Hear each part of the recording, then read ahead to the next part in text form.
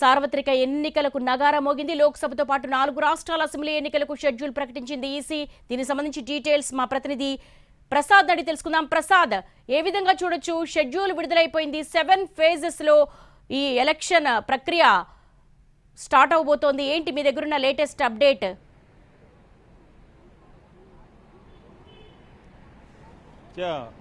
ప్రపంచంలోనే అత్యంత పెద్ద ప్రజాస్వామ్య దేశమైనటువంటి భారతదేశంలో ఎన్నికలు అన్నది చాలా చాలా ప్రపంచ ప్రఖ్యాతి చెందినవి. అదేవిధంగా కేంద్ర ఎన్నికల సంఘం కూడా దీనికి సంబంధించి పెద్ద ఎత్తున ఏర్పాటు చేసింది.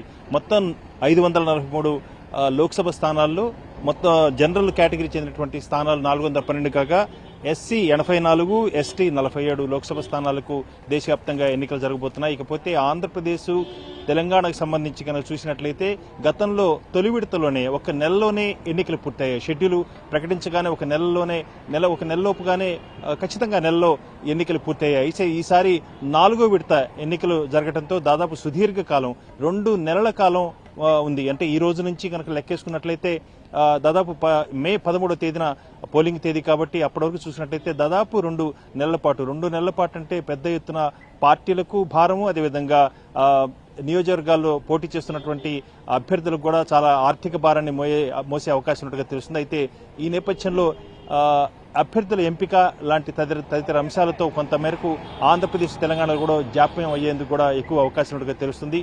మొత్తం ఎన్నికల ప్రక్రియను చూసినట్లయితే గజెట్ నోటిఫికేషన్ విడుదల వీటన్నిటికన్నా పరిశీలించినట్లయితే పెద్ద ఎత్తున ఏప్రిల్ 20వ తేదీన నామినేషన్లు దాఖలు చేసేందుకు ఆఖరి తేదీ కాబోతుంది. అదేవిధంగా ఏప్రిల్ 18వ తేదీన గజెట్ నోటిఫికేషన్ జారీ చేయడం జరుగుతుంది.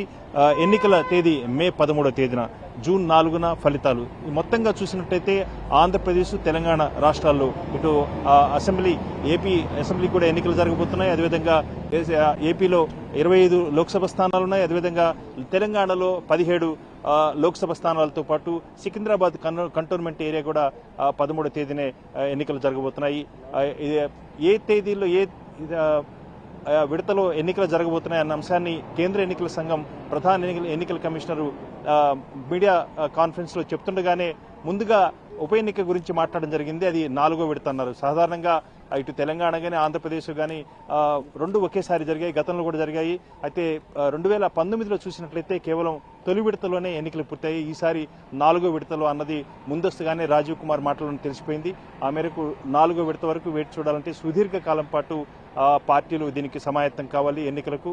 ఆ మేరకు పెద్ద ఎత్తున పార్టీలకు, అభ్యర్థులకు కూడా ఆర్థిక భారం పడే అవకాశం ఉండగా తెలుస్తుంది. మొత్తంగా ఎన్నికల సరళిని చూసినట్టయితే 2019లో ఏ రకంగా అయితే 7 విడతల్లో జరిగాయి, ఈసారి కూడా 7 విడతలను జరగబోతున్నాయి. ఉత్తరప్రదేశ్ లాంటి పెద్ద రాష్ట్రానికి 7 విడతల్లో కూడా ఎన్నికలు జరిగేందుకు గాను ఈ ఎన్నికల షెడ్యూల్ను రచించుకోవడం జరిగింది. ఆ మేరకు కేంద్ర ఎన్నికల సంఘం ప్రకటించడం జరిగింది. మొత్తంగా ఈ ఎన్నికల సరళి చూసినట్లయితే 2009లో 9 విడతల్లో ఎన్నికలు జరిగాయి. అయితే 2019లో మాత్రం 7 విడతల్లోకి వచ్చింది. ఆ రకంగా ఈసారి కూడా 7 విడతలను జరగబోతున్నాయి. ఆంధ్రప్రదేశ్, తెలంగాణ ఈ మొత్తం కూడా 2 నెలల పాటు ఈ ఎన్నికల సంరంభాలు జరుపుకోవడానికి అవకాశం ఉంది. ప్రజలంతా కూడా ఎన్నికల ప్రక్రియలో పాల్గొనడానికి అవకాశం ఉంది. పెద్ద ఎత్తున ప్రచారము, అదేవిధంగా పెద్ద ఎత్తున ఆర్థిక భారం కూడా ఈసారి అభ్యర్థులకు, పార్టీలకు పడే అవకాశం ఉంది. బేసిక్గా ఎలక్షన్ కమిషన్ ఈ షెడ్యూల్ని ఈ ఫేజెస్లో ఫిక్స్ చేయడానికి ఎటువంటి ఎక్సర్సైజ్ చేస్తూ ఉంటుంది ప్రసాద్? సాధారణంగా అక్కడ ఉన్నటువంటి రాజకీయ పరిస్థితులు, అక్కడ ఉన్నటువంటి శాంతి భద్రతల పరిస్థితులు, అదేవిధంగా ప్రజల యొక్క మనోభావాలు, పార్టీల యొక్క బలాబలాలు వీటన్నిటి కూడా కేంద్ర ఎన్నికల సంఘం పరిగణలో తీసుకుంటుంది.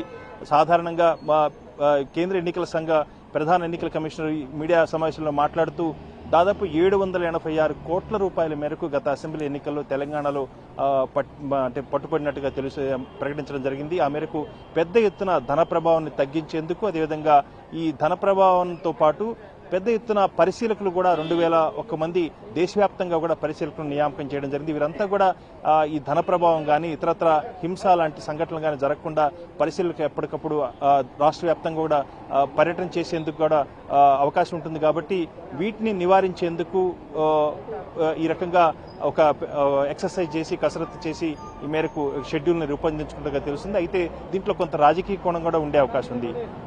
ఉత్తరప్రదేశ్ లాంటి పెద్ద రాష్ట్రానికి 7 విడతల్లో కూడా చాలా నింపాదిగా తాపీగా ఎన్నికల ప్రచారం చేసుకునేందుకు అవకాశం ఉండడం జరిగింది. అయితే ఆంధ్రప్రదేశ్, మరీ ముఖ్యంగా ఆంధ్రప్రదేశ్, తెలంగాణలో అత్యధికంగా ధన ప్రభావం ఉండటంతో పార్టీలకు అభ్యర్థులకు ఈ యొక్క ఆర్థిక భారాన్ని మోపేందుకు ఎక్కువగా ఈ 2 నెలల పాటు విరామం ఇవ్వడం ద్వారా ఈ ఆర్థిక భారం ఎక్కువగా మోసేందుకు గాను అవకాశం ఉంటుంది. కాబట్టి ఈ రకంగా అభ్యర్థుల మీద, పార్టీ మీద ఒత్తిడి తెచ్చేందుకే ఈ రకంగా కేంద్ర ఎన్నికల సంఘం ఈ 4వ విడతలో ఎన్నికలు నిర్వహించేందుకు షెడ్యూల్ రూపొందించినట్టుగా తెలుస్తుంది. ఇదంతా కూడా కేంద్ర ఎన్నికల సంఘం అనేక అంశాలను పరిగణలో తీసుకొని ఈ షెడ్యూల్ను రూపొందించుకుంటుంది. దీనికి కొంత రాజకీయ కోణం కూడా దీనికి ఇమిడే అవకాశం ఉంది.